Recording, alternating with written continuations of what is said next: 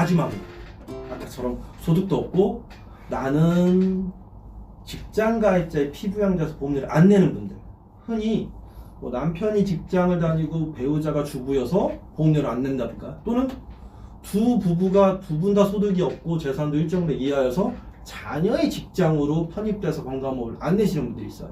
즉 우리 집으로는 건강보험을 안 나오는 분들이 있어요. 근데 이분들은 문제가 뭐냐면 아까처럼 금융소득 2천이 넘으면은 추가세 부담은 없는데 건강보험이 더 이상 피부양자 유지를 못해요. 저희 피부양자 박탈 기준이 소득으로 따지면 2천만 원을 넣으면 피부양자가 안 되고요. 또 재산이 주택 기준으로 공시지가 약 9억 정도가 넘으면 2천만 원이 아닌 1,000만 원 이상만 되더라도 피부양자가 안 되고요. 주택 기준으로 공시지가 10억이 넘는다? 라고 하면 소득에 상관없이 피부양자가 안 돼요. 근데 이미 피부양자인 분들은 10억 이하야겠죠. 9억 이하거나 15억 이하면 1,000만 원이나 2천만 원의 소득이 생기면 피부양자가 안 되는데 이 소득에 이자도 포함돼요. 즉 그동안은 내가 건강보험을 안 내고 있었는데 이자가 2천이 넘으면 피부양자 박탈되니까, 박탈되면 어떻게?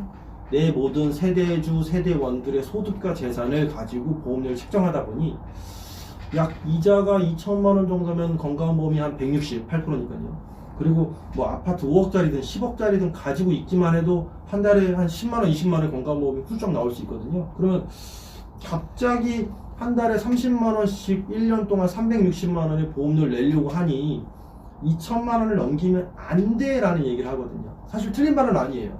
근데 요즘 또 금리가 높아지다 보니까 나는 이자를 한 3천 받는데 2천을 초과하면 안 돼 라는 생각에 1,000만원의 이자를 포기하시는 분들이 있었어요. 근데 여기 저도 쓴 게 이거예요. 물론 건강보험을 안 내면 좋기는 한데 내가 받는 이자가 2,000에서 2,300 사이다 라고 하면 아까 네 가지 케이스를 봐야겠죠. 뭐 소득이 있는지 피부양자인지 세대원인지 따져봐야 되는데 나는 모르겠고 하여튼 이자가 2,300을 훌쩍 넘는다 라고 하면 차라리 건강보험 피부양자 박탈되더라도 건강보험을 내는 게 훨씬 유리할 수 있거든요.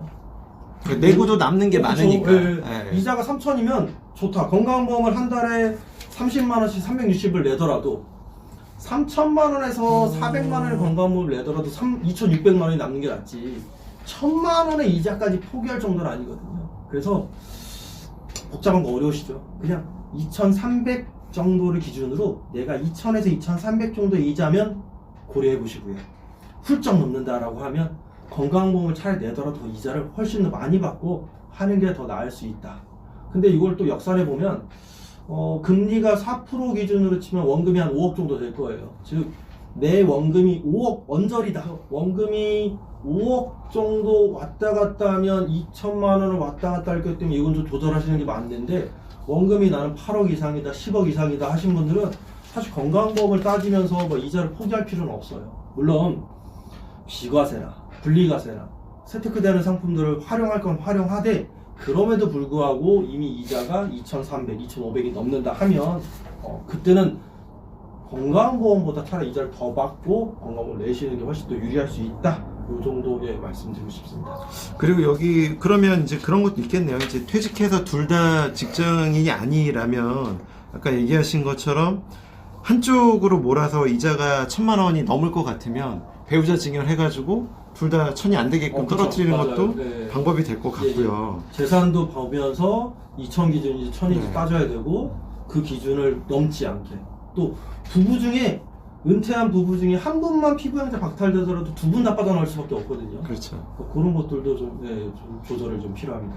그리고 이제 예전에는 조금 이제 소득 기준 할 때 2천만 원 이하의 금융소득이면 분리과세니까 다 빠졌다라면 이제 개정이 됐죠. 개정이 돼서 최근에는 분리과세 소득이긴 하지만 이제 1,000만 원이 넘으면 무조건 건보공단에 통보가 가서 피부양자 자격이 박탈이 될 수 있다라는 것도 일반적인 우리 금융소득종합과세랑 조금 다른 개념인 것 같습니다. 네, 우선 건강보험은 그냥 금융소득은 2,000 기준이면 건강보험 1,000 기준이라고 생각하기 오히려 좋아요. 네. 물론 피부양자 박탈이나 아까 직장가입자의 소득원하는 2,000이긴 하지만 일반적인 지역가입자는 1,000 기준이기 때문에 그냥 1,000이 넘으면 다 건강보험에 반영된다라는 걸 베이스 깔고 하시는 게 훨씬 더 쉽지 않을까 싶습니다. 그렇죠. 그리고 저도 이거 하다 보니까 좀 느낀 건데 이런 것도 있더라고요.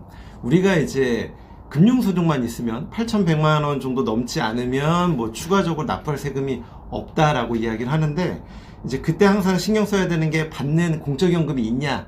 그래서 그 공적연금이 과세대상 연금이 있으면 무조건 종합과세니까 이자 배당밖에 없어도 합산해서 다 신고를 해야 된다라고 이야기를 하거든요. 근데 반대로 생각하면 그 공적연금이 비과세되는 거면 여전히 안 해도 되는데, 이 피부양자 자격을 논할 땐 또 틀리더라고요. 2001년 이전에 불입한 건 우리가 비과세다라고 함에도 불구하고 그 연금소득은 피부양자의 자격 박탈하는 데는 비과세되는 소득을 받은 것도 1,000만 원 범위에 다 포함이 된다라는 좀 특이한 점이 있어서 그것도 좀 같이 기억을 하시면 좋을 것 저희 같습니다. 건강보험에 아까 내가 재산이 없으면 2천만 원이 넘으면 박탈이 된다 했는데, 말씀하신 것처럼 공적연금은 과세든 비과세든 다 반영해서 2천만 원 따지거든요. 그러면 내가 공적연금을, 국민연금이죠. 네. 국민연금 한 달에 50만 원 받는다.